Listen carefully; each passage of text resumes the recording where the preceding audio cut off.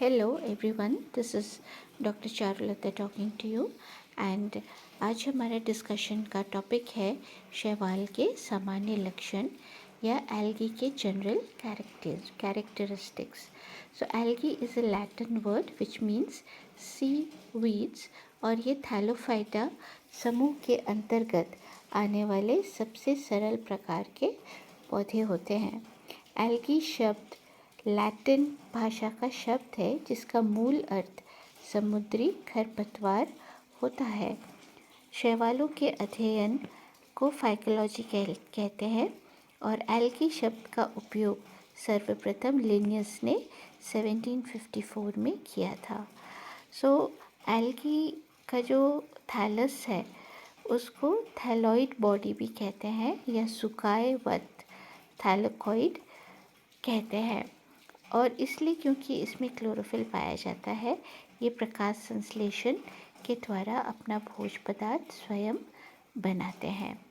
First point इसमें जो आता है वो है शैवाल जो है वो जलीय पौधे हैं। दैट मीन्स फर्स्ट पॉइंट जो है वो आपका इसके हैबिटेट से रिलेटेड है और ये जहाँ रहते हैं वहाँ नमी आवश्यक होती है।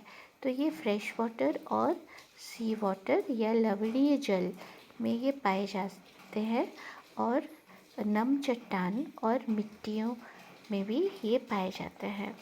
तो इनके सर्वाइवल के लिए पानी अति आवश्यक होता है। और सेकंड पॉइंट ये बोल रहा है कि ये ऑटोट्रॉपिक होते हैं। तो इसका मतलब ये होता है कि इसमें क्लोरोफिल पाया जाता है और वर्णकों में chlorophyll ABCD, beta carotene, xanthophyll, fucoxanthin, C एवं R, फाइकोसाइनिन एवं फाइकोइरिथ्रिन ये प्रमुख होते हैं।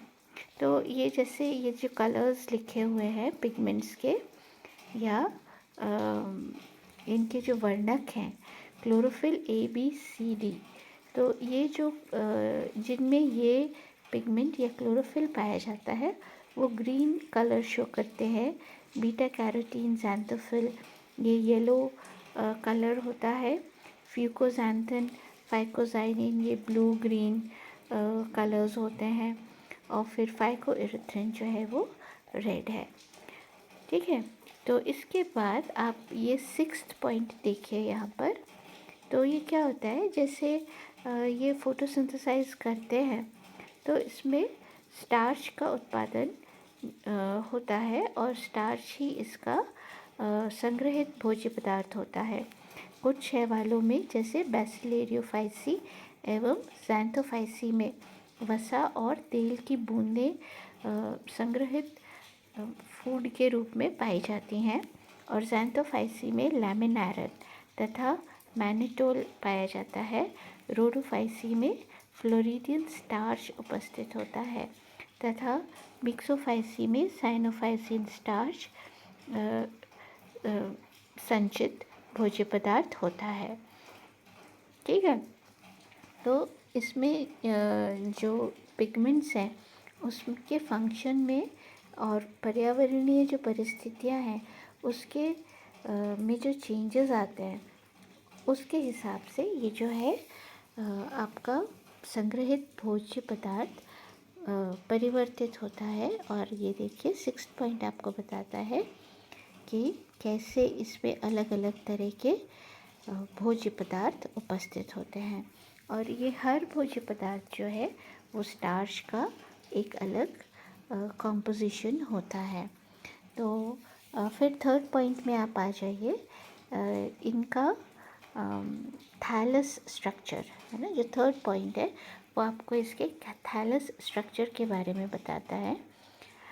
तो ये बोल रहे हैं कि इसका जो थैलस है वो बहुत ही वाइड रेंज का होता है। इसका शरीर एक कोशिकीय से मल्टी सेल्यूलर तक हो सकता है। एक कोशिकीय शरीर के एग्जाम्पल हैं क्लैमाइडोमोनास, क्लोरेला और मंडल या कॉलोनियल का है वॉल्वॉक्स, यूडोराइना, पैंडोराइना और बहुकोशिकीय तंतुवत मल्टीसेल्यूलर फिलामेंटस है जैसे स्पायरोगायरा, यूलोथ्रिक्स, ओडोकोनियम, ये अनब्रांच्ड हैं या अशाखित हैं। और शाखित या ब्रांच्ड फिलामेंट्स जो हैं वो कारा, एक्टोकार्पस, पॉलीसाइफोनिया आदि में पाए जाते हैं। So you can see there is a very wide range of thallus structure. फिर उसके बाद एल्गी में कुछ में कशाभिका या फ्लैजिला पाया जाता है और ये मोटाइल होते हैं क्योंकि फ्लैजिला की मदद से ये मूव कर सकते हैं। और फ्लैजिला या कशाभिका की संख्या 1 से 4 तक हो जाती है। प्रत्येक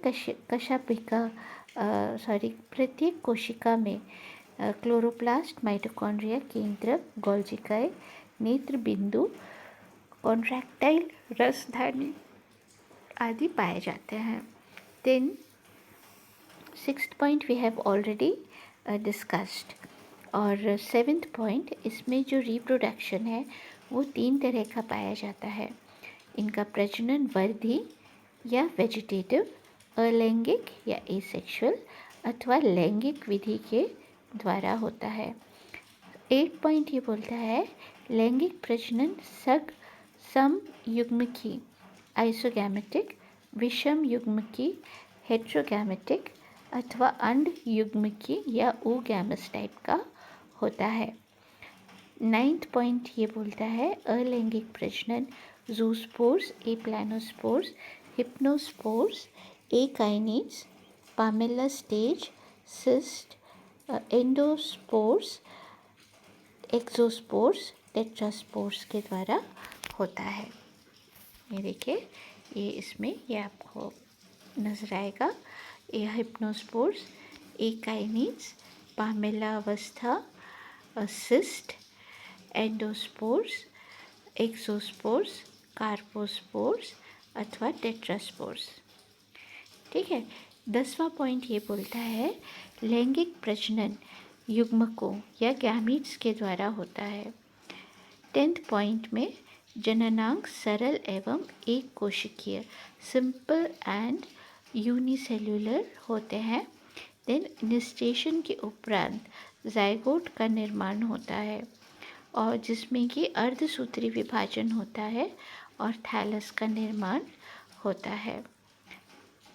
एल्गी का शरीर या पादप शरीर सुकायवत या थैलेकॉइड होता है, अर्थात इसमें जड़ तना पत्ती में विभाजन नहीं होता है और ये इसका जो ये प्रॉपर्टी है वो ही आपको थैलोफाइटा में इसका प्लेसमेंट करता है। देन इसका जो पीढ़ी एकांतरण है या ऑल्टरनेशन ऑफ जेनरेशन है वो हैप्लोबायोटिक हो सकता है, देन डिप्लोबायोटिक हो सकता है तथा हैप्लोडिप्लोबायोटिक प्रकार का होता है।